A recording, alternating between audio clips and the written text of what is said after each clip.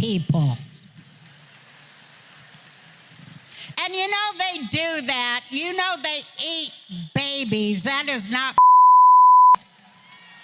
It's true. So it's not just the dogs and the cats, not just the pets. It's not just the dogs and the cats.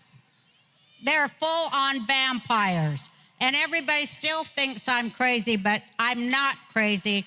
They're full-on vampires. They love the taste of human flesh and they drink human blood. They do, Tucker. Stop staring at me like that. You're freaking me out, man. Because you spent your life in the entertainment business, so I think you have some authority on this.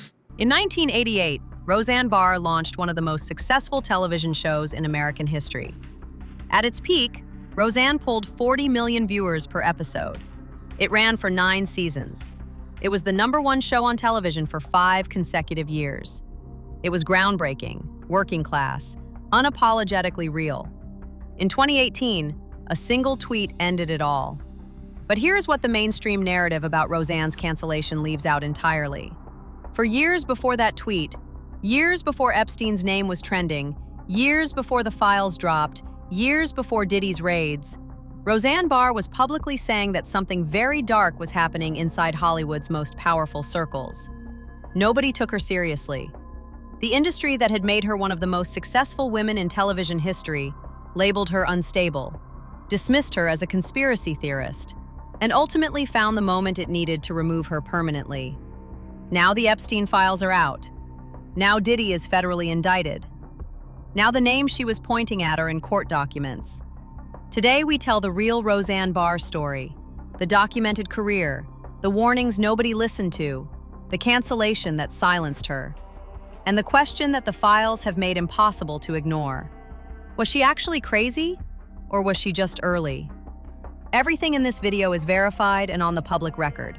Let's get into it. Before we get into what happened to her, we need to establish what she built. Because the scale of what Roseanne Barr achieved in Hollywood makes what was done to her significantly more meaningful. The Roseanne Show premiered in 1988 and became a cultural phenomenon almost immediately. It depicted a working-class American family in a way that television had never honestly done before. No glamour, no wealth fantasy, real financial stress, real family conflict, real humor rooted in actual American experience. At its peak, 40 million viewers per episode, #1 on television for 5 consecutive years. Roseanne Barr was not a fringe figure. She was not a B-list celebrity with a grudge. She was one of the most powerful women in the history of American entertainment.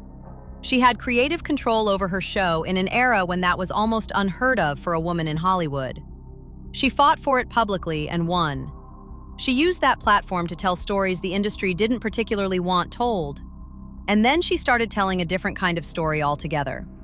For years before the Epstein Files became a mainstream conversation, Roseanne Barr was publicly stating that something deeply wrong was happening at the highest levels of Hollywood and political power. She called for transparency around the Epstein Files before most people knew what those files contained. In a documented interview with Benny Johnson, recorded months before the Epstein Files became a trending topic, she said plainly that the American public deserved to know the full truth.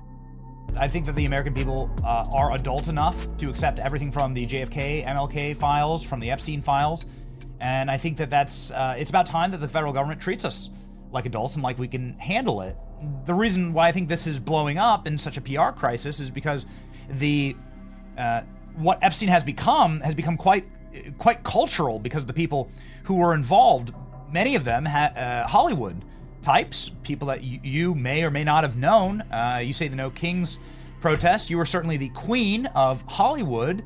And there's this clip that I just can't get out of my mind, and it was from 2020. It's a long time ago. It's the single best roast of Hollywood I've ever heard from Ricky Gervais. I'm gonna play that was so great. Really short clip here, and it's just 20 seconds. But he says something, and it's so telling, especially the responses from the Hollywood elite in the room, where he says, you know, you're all friends with Epstein. You had to use your own plane to get here. Here we go. That's a show about a man who wants to kill himself because his wife dies of cancer, and it's still more fun than this, okay? Spoiler alert, Season 2 is on the way, so in the end, he obviously didn't kill himself. Just like Jeffrey Epstein. Shut up! I know he's your friend, but I don't care. You had to make your own way here in your own plane, didn't you? So... You know what, Benny? I don't think he's dead. I think they took him out of there and, I think he gave everybody up. I don't think he died. She described the Epstein situation as a cultural crisis, specifically because of the caliber of people involved. Hollywood figures, politicians, people the public had trusted and looked up to. She also described a personal experience at a Hollywood party, her last one by her own account, that she said changed everything for her. She described witnessing a situation involving a very young person accompanying a major celebrity that she found so disturbing she said she asked God to help her find her keys and get out safely. She said she ran for her life, and she said that was the last Hollywood party she ever attended. That account is Roseanne's personal testimony. It is not corroborated by named witnesses or documents. We present it as her stated experience. What is documented is the pattern that followed that period in her life. She became increasingly vocal about what she believed was happening in Hollywood's elite circles. The industry that had celebrated her for decades began treating her as unstable. Her warnings were dismissed. Her credibility was questioned. And the Roseanne revival, which launched in 2018 and immediately became the highest-rated sitcom premiere in years, gave the industry a new reason to pay attention to what she was saying publicly. On May 29, 2018, Roseanne Barr posted a tweet comparing former Obama advisor Valerie Jarrett to a fictional character from Planet of the Apes. The tweet was widely condemned as racist. Roseanne said it was intended as a political joke and that she had not known Jarrett was black. She apologized. ABC canceled the show the same day, within hours. The Roseanne revival had premiered 2 months earlier to 18.4 million viewers, the highest-rated sitcom premiere in years. It had been renewed for a second season. It was making ABC significant money. They canceled it the same day as the tweet. Now, the tweet was genuinely offensive, and Roseanne has acknowledged that. We are not disputing the decision to condemn it. What is worth examining is the speed and totality of the response from an industry that had protected genuine predators for decades. Harvey Weinstein's crimes were known inside Hollywood for years. His contract had financial penalty clauses built in for harassment claims. Dozens of women had been assaulted. The industry stayed silent because he was making money. Roseanne posted one tweet. The show was canceled within hours. Cat Williams has talked about this dynamic, how the industry has a specific scripted response for people it wants removed. The perfectly timed downfall. The wave of bad press that arrives exactly when someone has become inconvenient. Whether Roseanne's tweet was the genuine reason for her cancellation, or the moment the industry had been waiting for, that is a question worth sitting with honestly. The show continued without Roseanne. ABC rebranded it as The Connors, killing off her character, and it continued to air. The cast and crew kept their jobs. The network kept its ratings asset. The only person removed was Roseanne herself. She moved to Hawaii. She has said publicly she could not remain in Hollywood any longer. In the years since her cancellation, she has continued speaking publicly about the Epstein network, about Hollywood's protection of powerful predators, and about what she witnessed during her decades in the industry. The response from the mainstream press has been consistent. She is treated as a fringe figure, a cautionary tale, someone who lost touch with reality. But here is the timeline that the Epstein File releases have forced people to examine. Roseanne was calling for transparency around Epstein and naming the existence of a Hollywood protection network, years before the files dropped.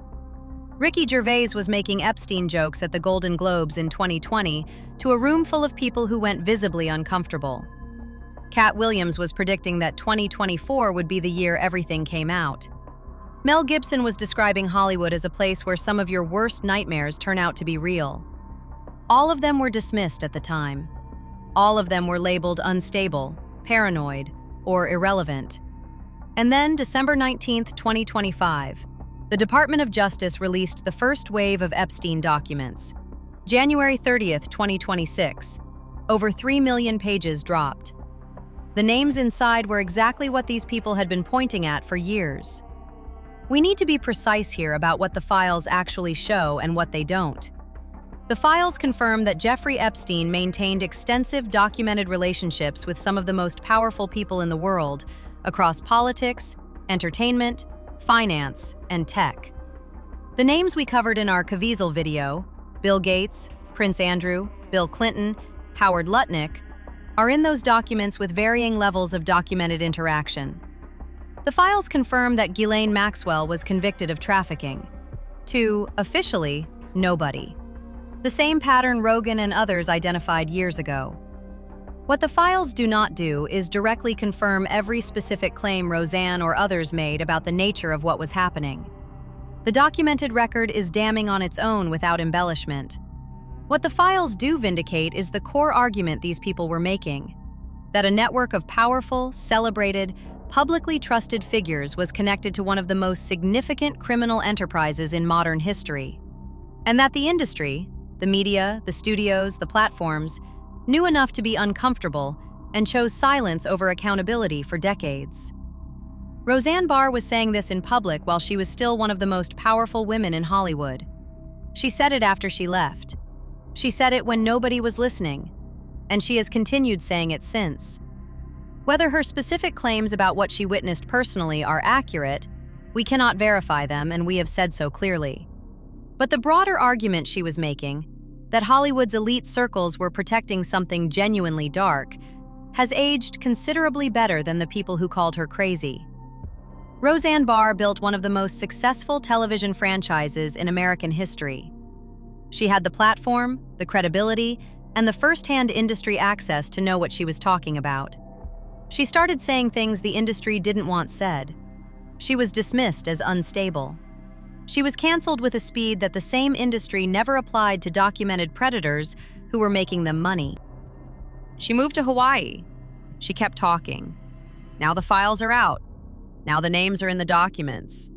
Now the pattern she was describing for years has a paper trail long enough to stretch across 3 decades of protected crimes. Was Roseanne Barr crazy? Or was she just early? The files are out now. You decide. Drop your thoughts in the comments. Subscribe if you haven't already, and we'll see you next time.